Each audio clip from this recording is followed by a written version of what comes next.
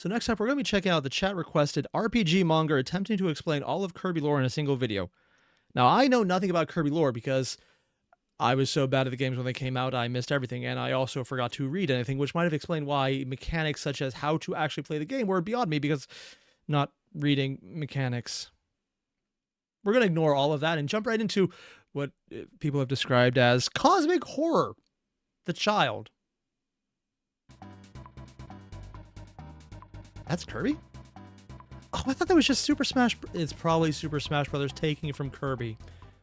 Yeah, that would do it. Long ago, in a time before pink puffs and air rides, there lived Air the ride? ancients, an entire civilization completely shrouded in mystery, save for a few key relics they left behind. But who cares sun? about any of that, because on an unrelated planet far, far away, there lived an innocent pink puff named Kirby, a being of unlimited power who usually likes to spend his days eating, sleeping, or some variation of the two. You know, I suddenly understand why people empathize with Kirby. He's just me, for real. However, this would all change when a certain self-proclaimed monarch would steal all the food in Dreamland, initiating a rivalry that would be sure to last an eternity, or at least when they felt like it. As while King Dedede would be the first antagonist in the Kirby timeline, he'd soon transition into less of an actual villain and more of an ally/punching bag for Kirby to wail on and just— Oh, so the lore has actually moved forward for Dedede, because I know of Dedede, but I didn't realize he was beyond that stage now. Just about every game in the series. Since whether it be Dedede trying to prevent Kirby from releasing an actual nightmare demon, or just being possessed by an otherworldly force, this king never seems to catch a break. So in one of the older games, he was explicitly trying to not let Kirby destroy the world. Already hitting some things. So speaking of possession, that brings us to our first real piece of Kirby lore, Dark Matter. First revealing itself in Kirby's Dreamland 2, Dark Matter is an amorphous dark— Oh god, I remember this game. Oh shit. Mostly because I remember choosing between this or Pokemon. Oh wow. Oh, I am going to feel so old by the end of this, aren't I? Don't mind me, I'm just going to go old in the corner.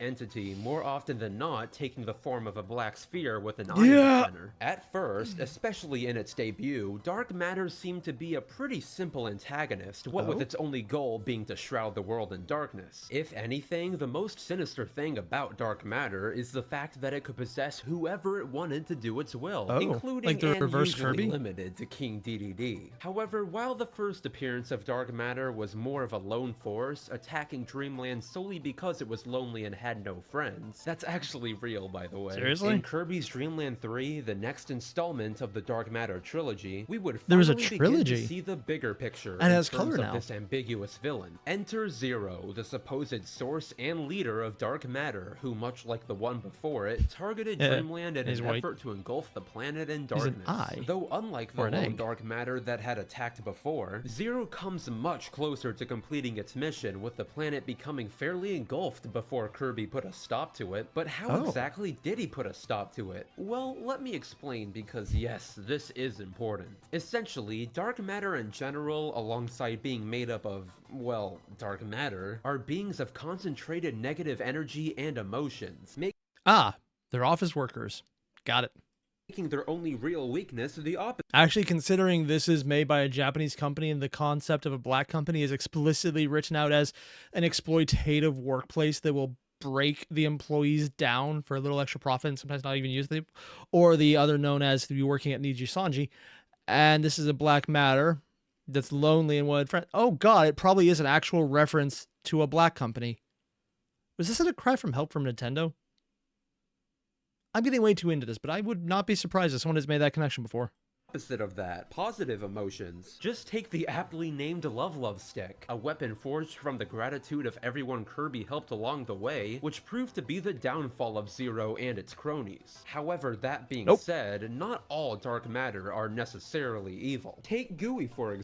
I'm just going to say right now, if this turns out that it is literally a metaphor for idols versus overworked office workers, that is probably the most Japanese thing I can imagine, and I kind of like it even more for that.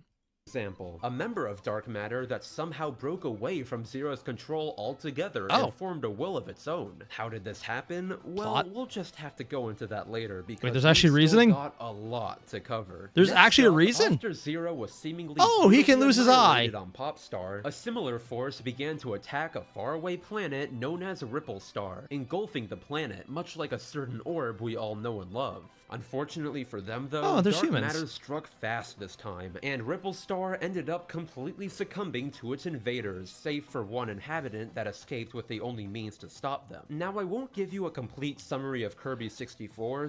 Also, people are telling me, I'm just going to pull this up to show it, there is a capitalism villain that comes later. I'm actually a little surprised Nintendo would allow that. Since aside from dark matter possessing some familiar faces and the mysterious ruins on Rockstar, there really isn't that much to unpack in the beginning. Really? Instead, it's towards the end of the game that things really start taking a turn for the dark when Kirby arrives at the 5th planet in the game, Shiver Star. Because, I mean, it kind of speaks for itself, doesn't it? Plus, hey, I guess this... Oh, yeah, that's literally Earth. You see South and North America and Europe. I mean, it Ice kind Age. of speaks for itself, doesn't it? Plus, hey, I guess this kind of explains where Adeline came from, or at least everyone else is dead. Now, moving on to the corrupted Ripple Star, after defeating Miracle Matter in... Was that just a... What the... Oh god, it's the D20 from hell. Also known as every time you play dice, it's always that die. Matter and expunging the planet of all dark matter, the dark star reveals itself with a familiar face at its core. But hold up a minute, wasn't Zero destroyed in Kirby's Dreamland 3? Well, kinda. There's more than one? In the case of 64, it's heavily implied Zero was revived using the body that was cast away towards the end of its first fight. So after yet another mildly disturbing battle in a game made for kids, dark matter was once again supposedly defeated, never to return again. Until the next game? At least for another game or two. So taking a they step win back 2 from games. Dark Matter, let's talk Kirby Superstar. Now lore-wise, there isn't that much to be had here, what with most of the sub-games being standalone stories like... How? What? Spring Breeze, Tournament Race, Milky Way Wishes, Revenge of Meta Knight. I remember something offensive, Dynablade, Megaton Punch. That is a lot. Okay, it's like a collection of minigames, isn't it? Stories like Dynablade or Revenge of Meta Knight, where Meta Knight attempts to start an actual war just to get Dreamland's inhabitants to be less lazy. But undoubtedly, aside from those, the most important... Oh dear god, did Kirby literally just... Kirby preempted the entire plotline of Lazy Town.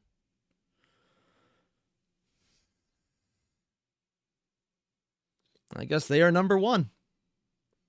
Important sub-game within the game is Milky Way Wishes, where Kirby is tricked by the scheming jester Marx into summoning Galactic Nova, a mysterious clockwork star of then unknown origin. You see, once Nova is summoned by someone, it has the power to grant one wish, no matter how small or large. Is that a mustache?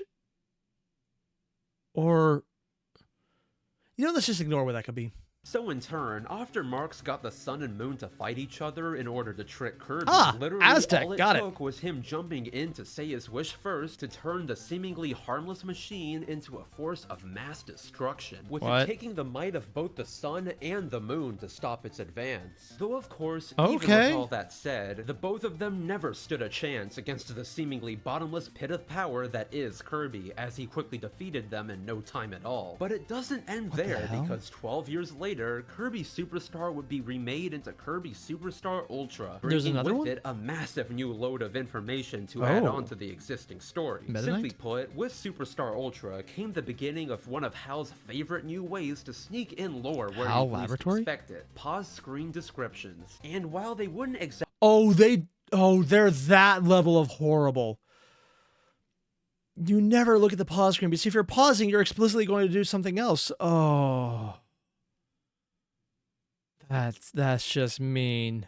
That is mean. exactly be very lore heavy this time around, save for one in particular. They'd become far more important in the following games. King of Insects? But pause screens aside, most importantly, with Superstar Ultra came 4 completely new sub-games on top of the original 7. There was Revenge of the King, a direct sequel to the very first game in the series, Helper to Hero, a version of the arena only with helpers, True Arena, an even harder version of the normal arena, and the star of the show, Meta Nightmare Ultra, where for the very first time, you get to play as the infamous Knight himself. Now, Meta Nightmare Ultra is a bit of a tricky case, since technically the events that take place in it aren't exactly canon. Instead, they're more of a what-if scenario, where the events that take place within the modes flesh out certain aspects of the lore while never canonically taking place within the main story. Case in point, Galactonite, the final boss of the mode and strongest warrior in the galaxy, sealed away due to fear of his immense power, has technically never made an appearance in the main series canon. Though at the same time, that doesn't mean he doesn't exist somewhere out there and could very well show up in the main series canon at any time. The True Arena also falls under this category as well, serving as a what-if scenario with the conception of Mark's soul, a stronger version of Marx who, after surviving the explosion of Nova, absorbed its power to get revenge on Kirby.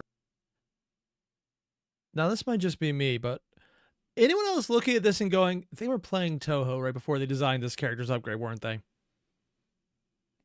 I'm not even going to say which random vampire this looks like, but I'm a little surprised they didn't make it blonde somehow. Kirby. And as great as all that is, by far the most important aspect of this is his new pause screen description, as it contains some pretty heavy foreshadowing. To quote, he absorbed A Nova's power to bring back his evil soul. Notice the fact it says A Novas instead of the Novas. While there is a chance it could be a translation error, considering the events of future Kirby games, I'm not so sure. Though did they actually think that far ahead? Because next up on the chopping block is Kirby and the Amazing Mirror, an incredibly important game in terms of lore, as it contains the first instance of the mirror dimension. To start from the literal top, high in the skies above Dreamland, there exists a mirror portal into the mirror world, a complete reflection of Dreamland, including mirror world counterparts to its inhabitants. One day, so instead of a tree, it's a face on a building, yeah.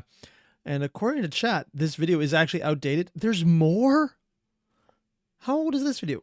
This video, it's 6 years old. Holy shit. So there's been 6 years of development. So this is only just touching on it. Oh God, how much more is there? 6 years, probably. Were there that many Kirby games? Considering how they're just sneaking in individual bits of lore and pause screens right here. I'm assuming the answer is it doesn't matter. There's probably a random one-shot comic they slid into a newspaper in some random city that had like a massive important bit of lore you have to find out. There's a second part? Oh God, he made a second part. After sensing a dark force emanating from the mirror, Meta Knight took action to stop the evil at its source, diving directly into the mirror world, only to be immediately ambushed by his evil counterpart, Dark Meta Knight. Plus, to add insult to injury, he'd also come out of the mirror to attack Kirby as well, splitting him into 4 versions of himself, much like another certain Nintendo game that came out. Oh God, they were all doing that, weren't they? I forgot about that phase of Nintendo. Oh God, that is horrible. It's like, hey, let's do multiplayer in the dumbest way possible. Around this time. But similarities aside, after journeying through the mirror world and defeating Dark Meta Knight once and for all, the true mastermind is revealed, Darkmind. And wouldn't you know it, he's the mirror world equivalent of Zero, corrupting the mirror world much like Zero corrupted the normal one. Though thankfully, once Darkmind was defeated, the mirror world was left in the hands of Shadow Kirby, who would continue to protect it in Meta Knight's and Kirby's stead. Now nothing bad will ever come from the mirror world again, right? Well, all I can say is we'll get to that soon. Moving past Amazing so the plotline actually moved forward. And Mass Attack, since the latter two are pretty much contained to themselves, we arrive at Kirby's Squeak Squad. At first, this game seems to have another pretty self-contained story. It's called... What? And Villian mentioned those 4 broken ones are canonically much more killable than the original Kirby. Nope. Not even gonna ask. Not even gonna ask. But with Kirby chasing after a piece of stolen cake that a gang of thieves known as the Squeak Squad stole from him. They got moused. To be fair, if a mouse stole my cake, I would literally chase after it. And that's because there is a line, man. If you're willing to give up a piece of cake to a mouse, you've already just given them everything. You just surrender your pants at that point because they'll eat everything, man. You don't do that. There's a line. You do not fuck around with cake. However, as the game progresses and the Squeaks happen upon the treasure they assumed would grant infinite power, it turns out they'd get more than they bargained for, with their leader, DeRoach, being possessed by Dark Nebula, a member of dark matter that had been sealed away in a forgotten era, left alone for eons. And much like the rest of its kind, Dark Nebula would be no match for Kirby, being absolutely decimated by the Triple Star. So now, with all those bits and pieces of lore out of the way, it's finally time for the next massive truckload of lore in the form of a little conniving alien who crash lands on Dreamland. Enter Maglor, the main villain of Kirby's Return to Dreamland, who solely through dialogue reveals a lot of important stuff. But before anything else, let's talk about the Ancients. First referred to as such by Maglor, the Ancients were a highly advanced civilization who mysteriously vanished at some point in history due to an unknown cause. Originally, they all lived on Haltmann, a planet. I'm just gonna ask randomly, did Kirby eat them? Yeah, I was going to ask that as a joke, but now I'm actually wondering, did Kirby eat them?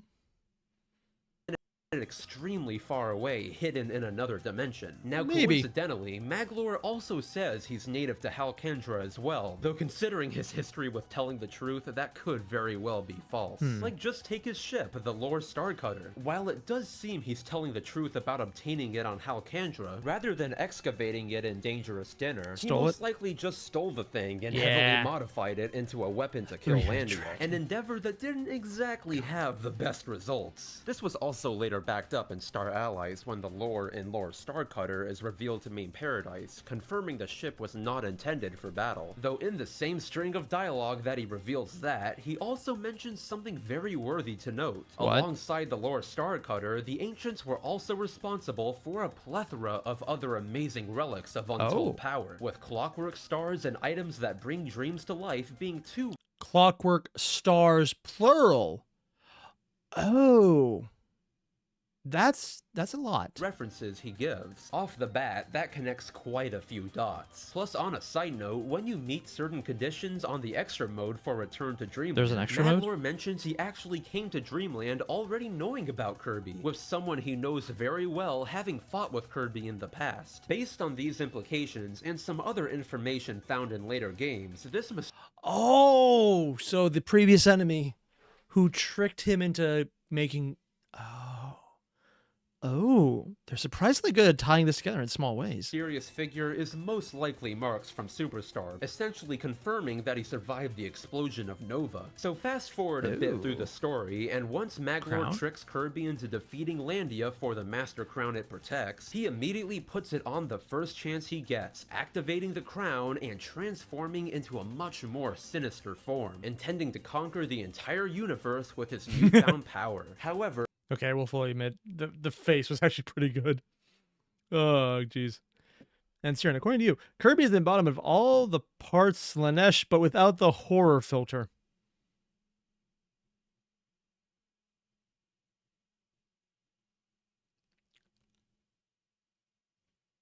I'm sorry, they what? Yeah, no, actually it makes sense. There is an entire fetish around suck him up, Kirby. Let's just put it that way. So, yeah, no, that makes sense. I'm not going to think about this ever again, because if I do, I will have thought about it again, and that would be something I don't want to do. Like those who seeked relics of untold power before him, Maglor wasn't exactly aware of the Master Crown's true nature, and as his battle with Kirby progressed, the crown began to show certain traits that weren't present before when it was under Landia's nullifying effect on it. Maybe it's the sudden appearance of an eye on the front of the crown, or maybe it's the fact that it's clearly gone from a crown to an irremovable headpiece. But whatever it is, there's no doubt that the crown itself is sentient, and rather than Maglor Maglor utilizing its powers, it's the Master Crown itself utilizing Maglor. Just take the third phase of his fight, where after Maglor fails to defeat Kirby even with the power of the Master Crown, the crown takes things into its own hands, completely reforming Maglor into a projection of itself, all but confirming the origin of the Master Crown's power with a certain characteristic that sometimes appears within Maglor's mouth. What was appearing in his mouth? Also, it kind of looks like a giant Meta Knight. Oh, it's another one of those. Yeah, I see the eye. Appears within Maglor's mouth. All in all, Maglor definitely learned never to play with the powers of literal dark gods ever again, and went on to take up the much more positive venture of building amusement parks. What? So yeah, that got pretty dark. They went on to being a amusement park tycoon? Have they made a spin-off of Roller Coaster Tycoon, but for Kirby? It's like everyone enters, and instead of a pit where you just put all the people who enter and they just have to forever be surrounded by lions and, you know, groundskeepers, because that's how you always play these style of games, you just have Kirby eat them. I'm not going to comment on this because even though I was going to make a joke, this sounds like something you would actually do in one of those psychotic games. In more ways than one. If only I could say things get any better from here on out. It gets worse. Next up, we'll be heading to the scenic heights of Floralia, a group of 6 floating islands that Kirby finds himself in after his house was swept up by the Dreamstalk. Can't he fly? The only problem is, alongside Kirby, King Dedede was also swept up, with a spider-like mage named Termina mistaking him for the hero of Dreamland and kidnapping him as a result. You see, while Floralia seems peaceful, it's actually ruled by a tyrannical queen who will stop at nothing to assure her rule is never disturbed. Overall, a seemingly simple plot for a Kirby game, all things considered. But well, at least it appears that way. Once the main story reaches its climax and Kirby meets the vanity-obsessed Queen Sectonia, there's clearly something off, especially considering the queen would go as far as to physically fuse with the Dreamstalk solely in an attempt to preserve her beauty for all eternity. Well, to find the answers to this mystery, we'll need to look at the other modes within Triple Deluxe, because there's other modes. Also, can we all acknowledge with the Dreamstalk solely in an attempt to preserve her beauty. This scene right here probably has people who made very, very specific fan art for it. These people scare me.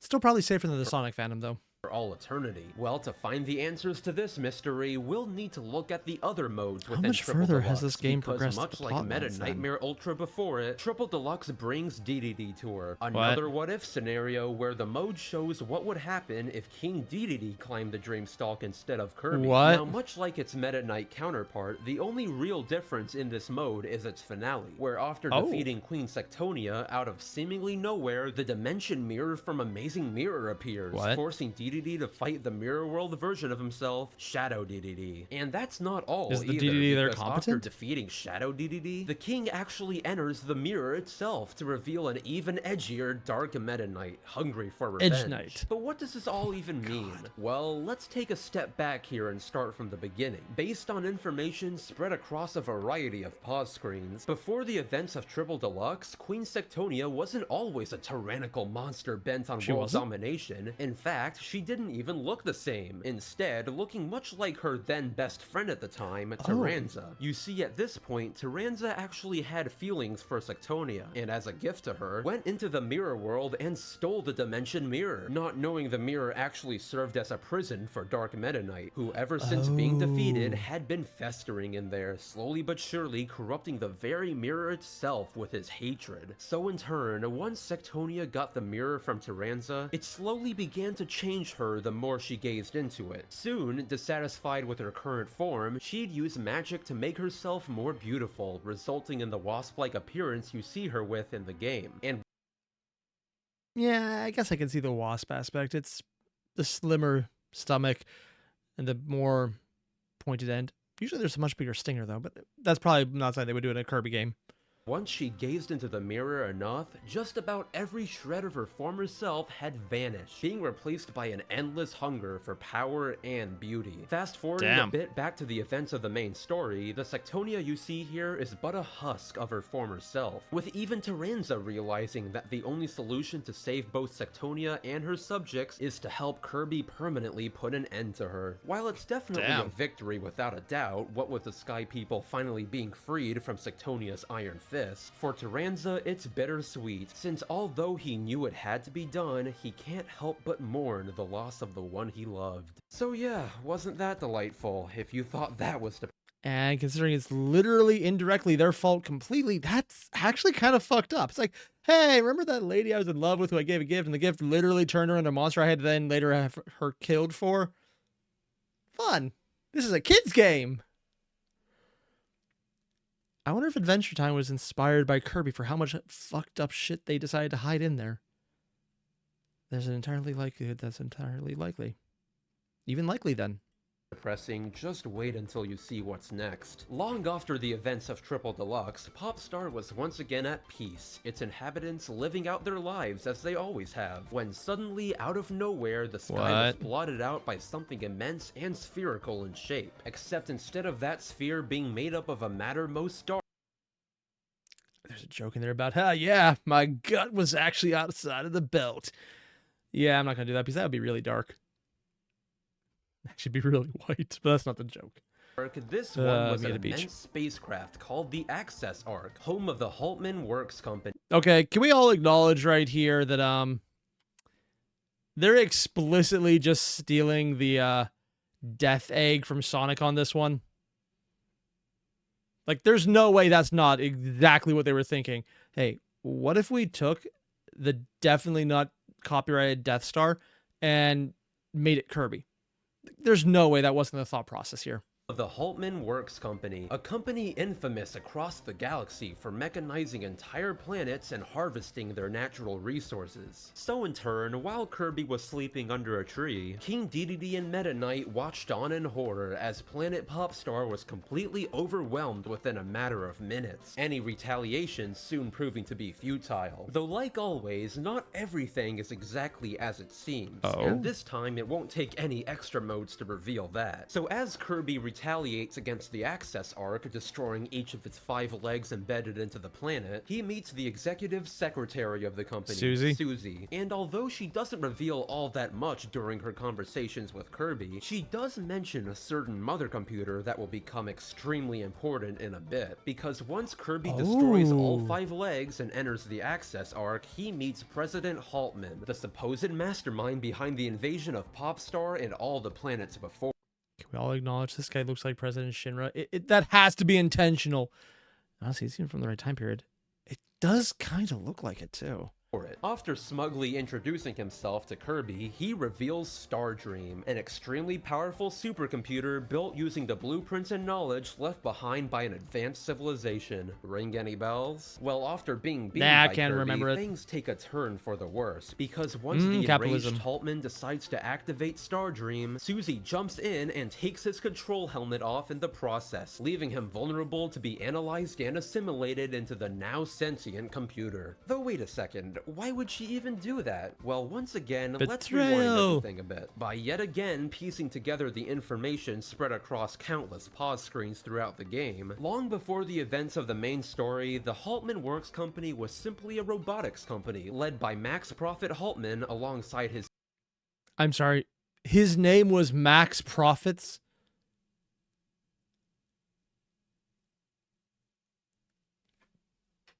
They actually just flat out called him Max Profits. I have literally no idea right now if that is the dumbest thing I can imagine or the most ballsy thing I can imagine. I actually respect Nintendo more for this, for sneaking that past their bosses, for whoever actually wrote this into the actual game and then not got fired long enough for it to make it into actual publication. And because I can't actually. Sure, that's a thing.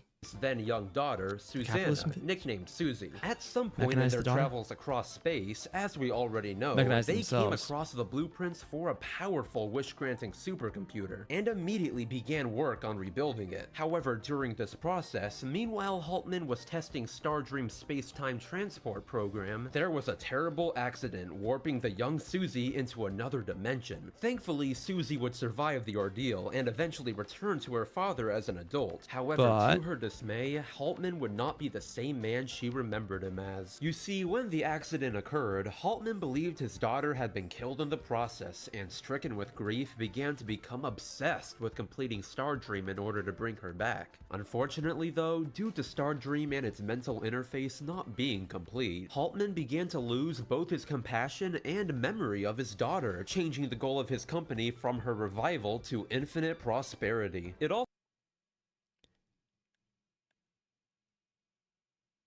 I know there's another game that had that exact plot line of trying to... I remember what the other game was. Fate Stay Night. This is literally the Mikiri route. I'm here because I want to make my lover's death meaningful. Followed later by, I want to see the world burn because it's funny. Oh, God. It's literally the same thing. I mean, I guess... this might have come out... no, this definitely probably came out before Fate because Fate was mid-2000s. Was Type Moon partially inspired by Kirby? Considering how many things they've drawn from, that actually makes perfect sense. Huh. And Johnny Ponce, you mentioned Kirby is not made by Nintendo. Is made by HAL Laboratories. Nintendo is just the publisher. Yeah, but Nintendo's also the one who will go after you for any copyright issues because being a publisher means they still claim to own you. Even if they don't, it still kind of does. Big Hero 6 came out too? Oh, this is from Robot Bot. Came out in 2016? This is 2016. That's 2016? Oh. This was 2010's. Fate came first? Well, at least there's that. It does sound like something Fate would do, though, because they do a lot of inspiration from everywhere. Huh. Although, if this is 2010, that's...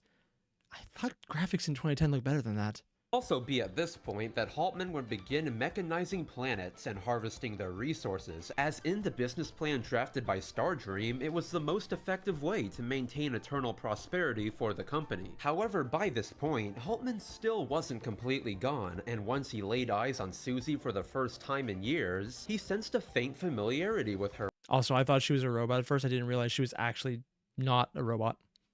In turn, making her his executive assistant. Going back to the climax of the main story now, after seeing what...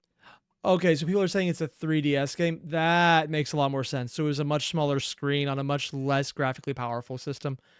That makes sense. Okay, that makes sense.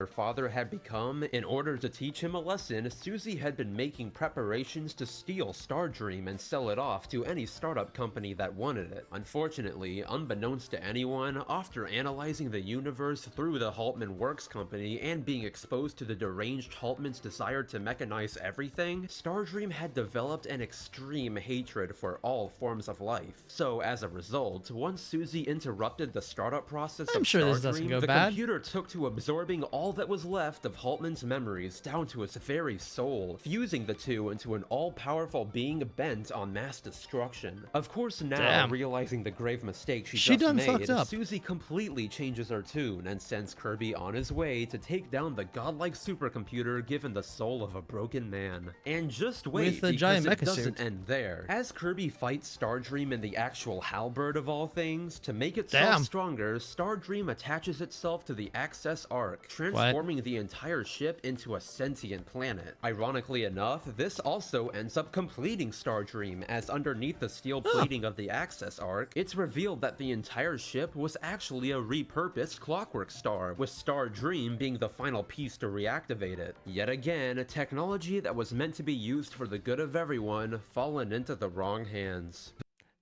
I just realized it's a Clockwork Star because it's literally designed as a pocket watch. I just got that now. This one's a lot more complete, though. I mean, to be fair, if you've ever seen the anime Escaflowne, which now that I remember is literally probably 20 to 30 years...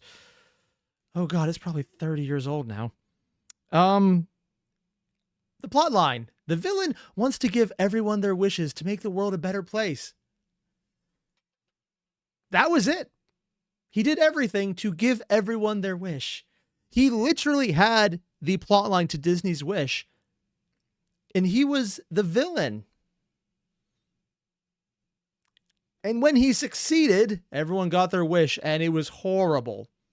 Escaflowne in a nutshell. Don't give people what they want. Normally in fiction, that is a line of, you give people what they need and never give them what they want because it makes for a boring story. Or horror, where you give people exactly what they want and watch them tear themselves apart with it. Escaflowne. Giving people what they want and realizing you were wrong for it.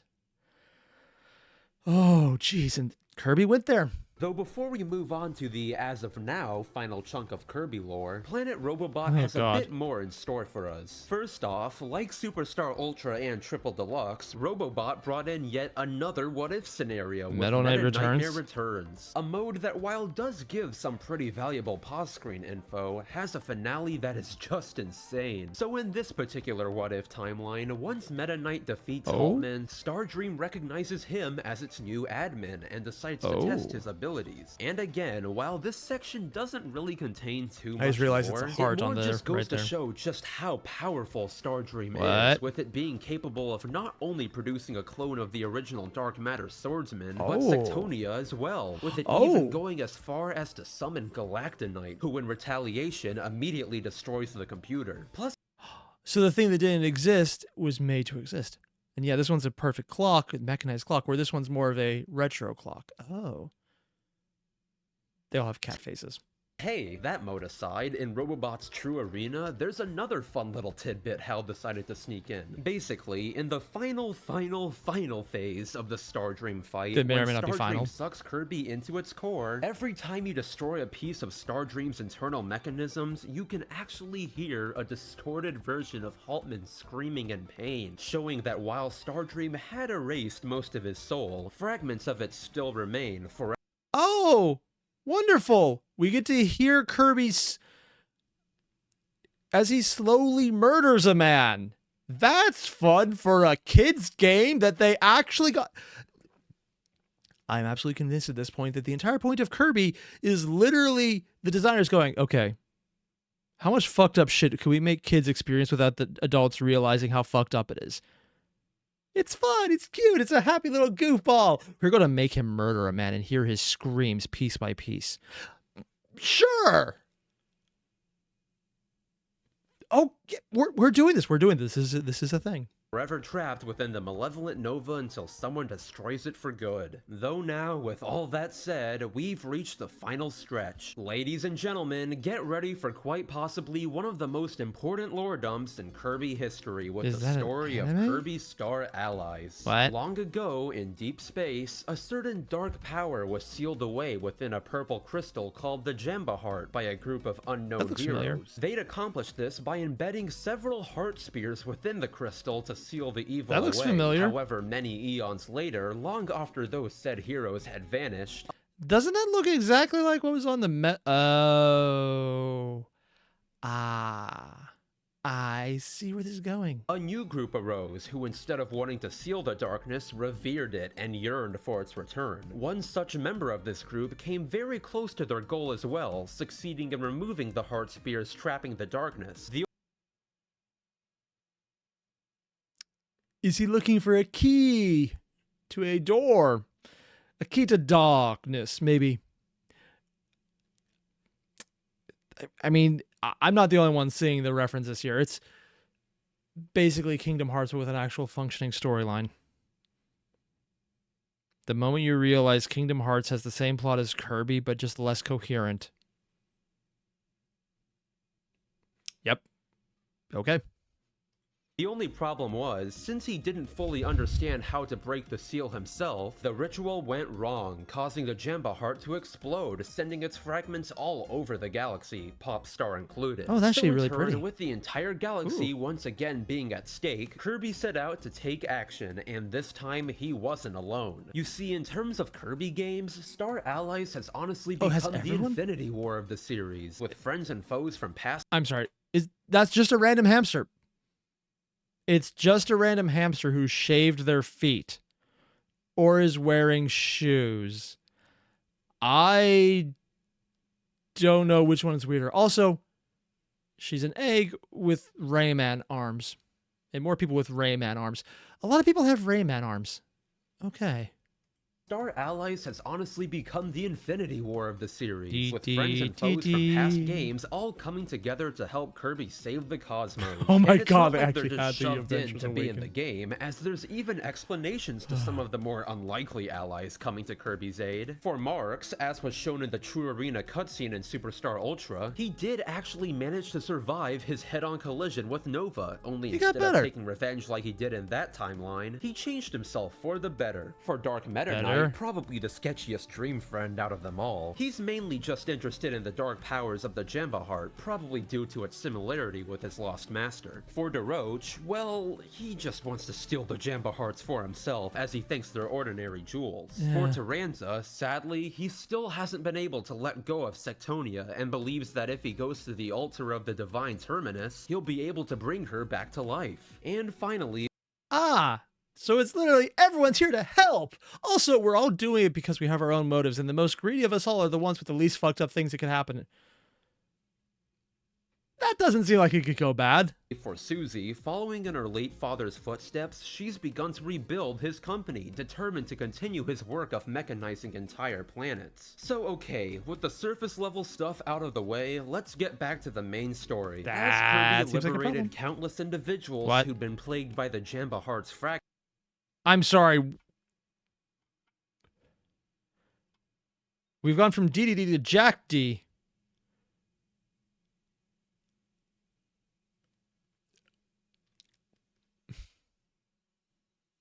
Okay. That is a thing. We have now reached that. Oh, and I'm being told by chat that it was a translation error for a few people. By Valerian, Ronin, Shadowcat, and Crocmanic. Small translation error. It was supposed to be mechanized as helped industrializing underdeveloped planets. Corrected in part 2. Oh, okay. So because there's a part 2 to this video. Okay, that's a good one. Chad DD. Giga D. Pico.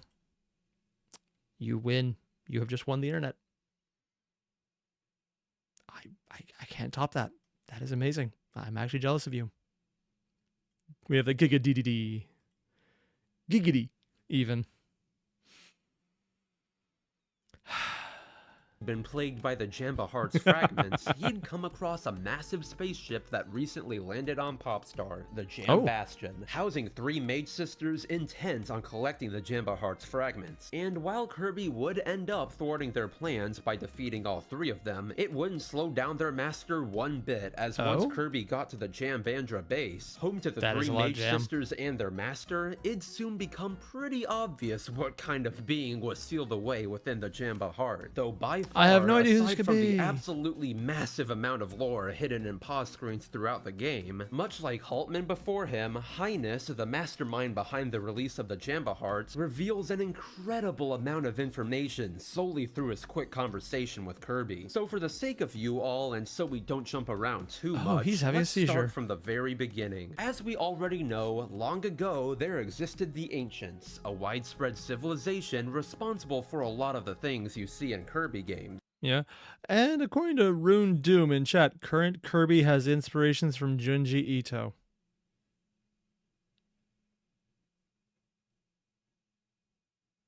I'm going to pretend I never read that. However, what we didn't know until now is that the Ancients were actually split into 2 factions, those who relied on science and machines, and those who relied on magic, with the latter also dabbling with dark matter. For a while, the 2 seemed to coexist with one another, with the magical Ancients even being the ones to stop a galactic crisis that threatened everything, which, while not confirmed, is heavily implied to be Galactonite. Plus, this is also supported by the fact that he comes out of a portal Highness made in the What what-if mode of star allies. Though one day, for some unknown reason, the scientific ancients decided their magical counterparts were too much of a threat and betrayed them by banishing them to the edge of the galaxy in fear of their dominion over dark matter. And it's not like the magical ancients were even remotely evil either. Just take Highness. Long before his clan was betrayed and banished, he was actually a very kind individual. For instance, when he used to travel freely across worlds, he happened upon 3 girls, one nearly freezing to death in a blizzard, one burning alive in an inferno, and one being on the verge of death right after she attempted to take her own life by getting... So let me get this straight. This kind-hearted person decided, hey, you know what's really fun? Let's give the burn victim more fire. And the person who nearly froze to death, more ice. And the light one who's just a little lighter from... Okay, sure. Okay, sure. This is fine. This is safe. I don't even... What the fuck? What? This is going so much darker than I thought. Like, for everyone watching this who suggested Kirby, it's probably like, oh yeah, it's Kirby. This is fine. This is normal. We know how fucked up it is. And I'm sitting here going like, I did not expect it to be so fucked up that we get this. And we also killed his daughter. So, hey, we beat her to the punch.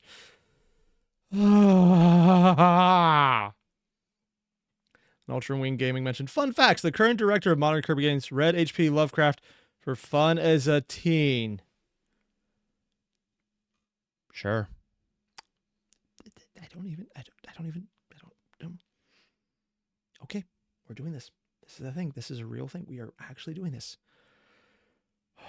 Hey, Cosmic Void, welcome to... I have no idea what the hell is going on, but apparently Kirby is way more fucked up than it has any right to be.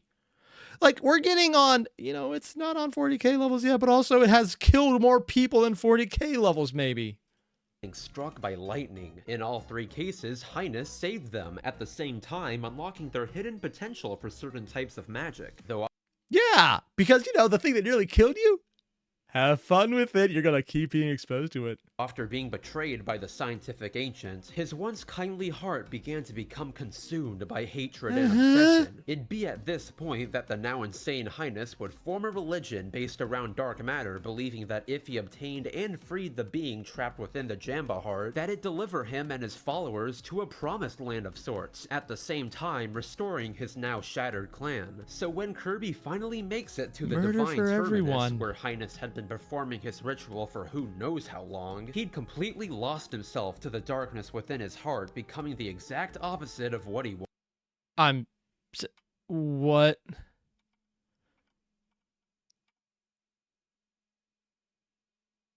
You know, I actually recognize this pattern of stalks and eyes bulging. There's a parasite that takes over, I think, snails, and has their antenna and eyes bulge with this exact coloration pattern. I have no idea if that's intentional or not, but either way, it doesn't explain the fact that he has the most bulbous nose I have ever seen. Oh, dear God. And Angelica, yes, the most normal way to attempt to unalive yourself, to trying to get struck by lightning. Much cooler way to go than toaster bath. Or the fact that people literally sell bath bombs shaped like toasters. My wife found a video and I thought it was the funniest thing ever. There's even a song for it. I'm not even joking about any of this. There is literally a song for the toaster bath bomb. Every one of these words probably just got this stream demonetized.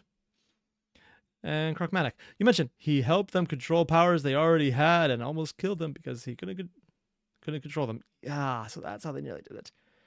Yeah. Of what he once was. Even when it came to the 3 sisters he'd saved eons ago, Highness in his insane state only saw them as tools to be used, becoming abusive towards them at times. Even once Highness was defeated, he'd become so obsessed with the revival of his Dark Lord that he sacrificed not only the 3 sisters to it, but himself, fueling the complete revival of Void Termina. Now at first, Void Termina appears to be a massive hulking titan with... Is he wearing freaking Majora's mask? Nope. Not even. Nope. Incredibly nope. destructive powers. You know what you'd expect from a destroyer of worlds. But as the fight progresses, clearly there's something more to the humanoid than meets the eye. Just take its third phase, where alongside meets the eye. Meets something more to the humanoid. Meets the eye. I don't.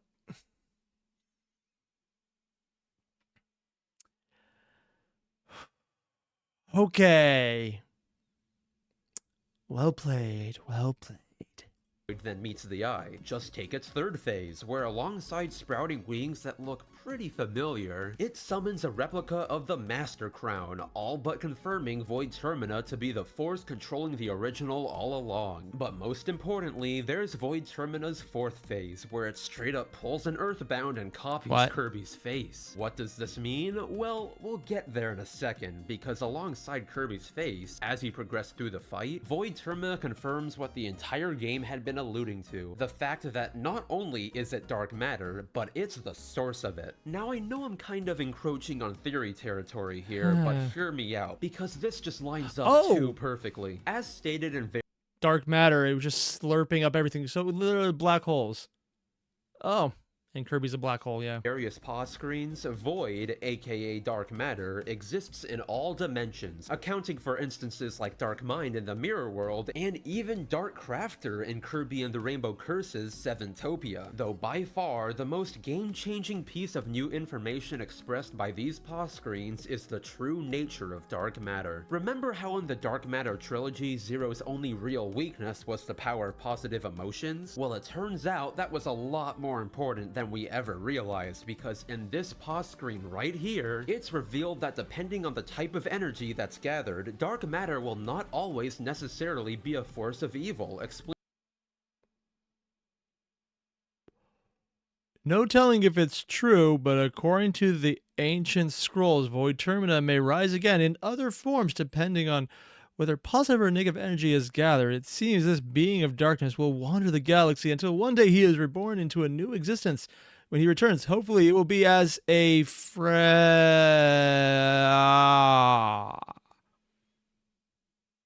that like the little voidy, bubbly thingy, or are we talking Kirby?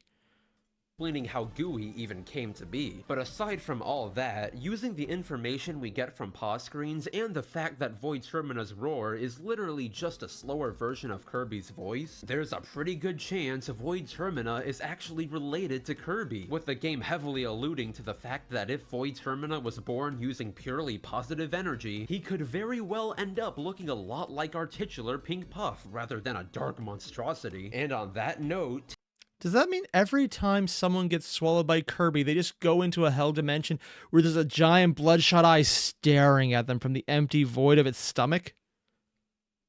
You know, Super Smash Bros. Just got a lot more fucked up now. Okay, that's a thing. This is a thing.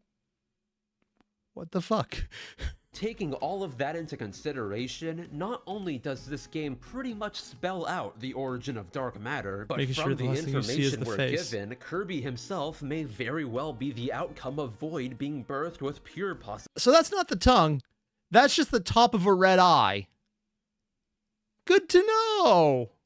Energy. So there you have it, right? All of Kirby lore wrapped up nicely with an Elder God. But well, not just yet, because after Void Termina was defeated, Highness would fall into a dimensional rift, absorbing all the dark energy Void left behind and encasing himself in yet another Jamba Heart. So in turn, once Kirby releases him and defeats him in his corrupted state, the three mage sisters who've also been corrupted challenge Kirby as well, leading to him both defeating them again and purifying them with a fresh heart, finally resolving the hatred that had plagued them for so long. In fact, they survived. Wow. They got unalived multiple times and somehow survived it. I guess if you have the final boss as actually your main character, it makes sense. And Ultra Wing Gaming. Apparently the canon is that when Kirby eats an enemy, they reappear somewhere else. Oh, he's warping them. I'm just used to the Super Smash of he eats them, and then you just happen to do it over the edge of the cliff so they get thrown out the other end. fact, this is honestly a pretty happy ending in Kirby terms, what with there being no dead dads and no dead crushes. Plus, in a completion picture for the mode, it seems like even Highness has finally begun returning to his old ways, relaxing with the 3 mage sisters on a beach. But wait just a second, since while Highness seems to have finally found peace within himself, there's one more looming entity I haven't touched on. If you thought the lore around Void Termina was convoluted, then oh there's boy, more? You haven't seen anything yet. So okay, I'm sorry, so this is literally just the beginning. There's a second part to this video that has the next 6 years of content. There's even more stuff that came out, and this is the simple stuff we've gone through so far.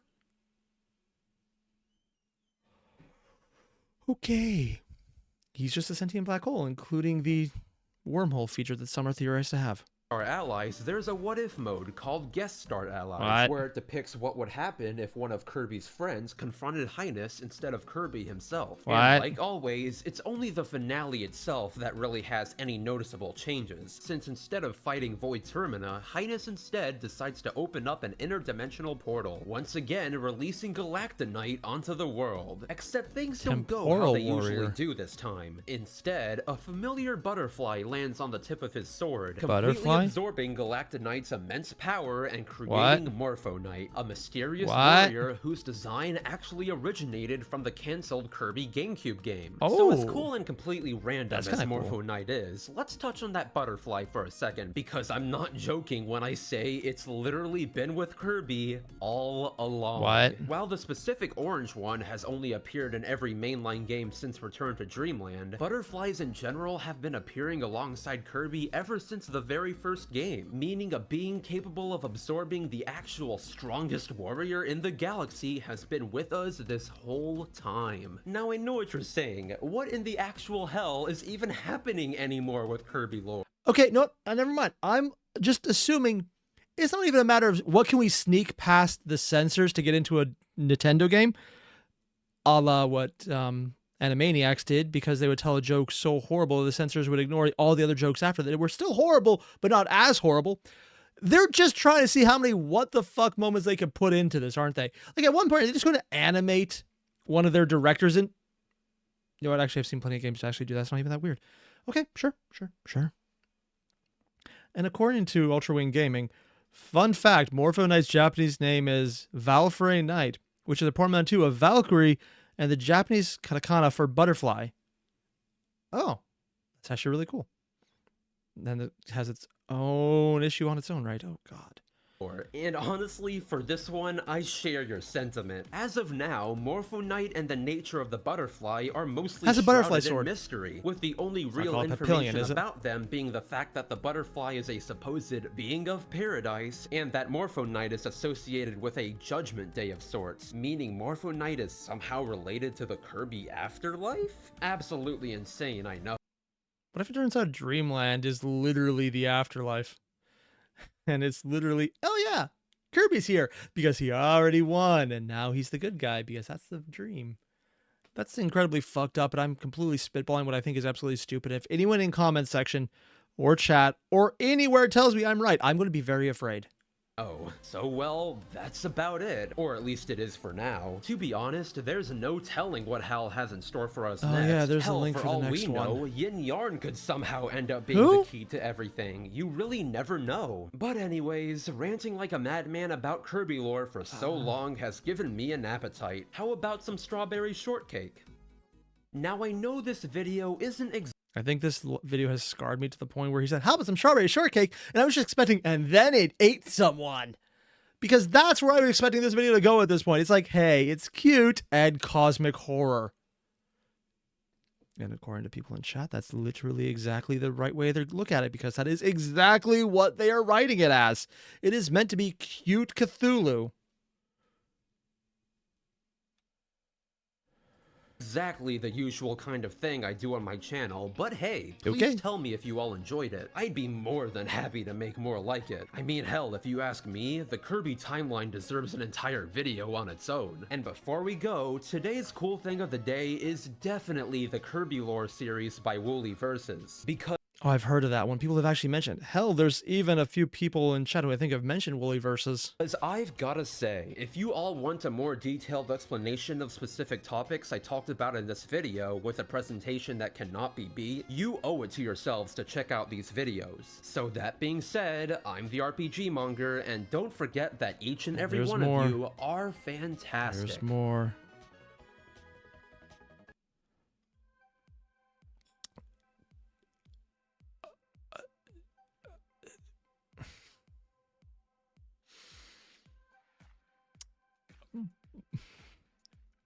Dude, I just I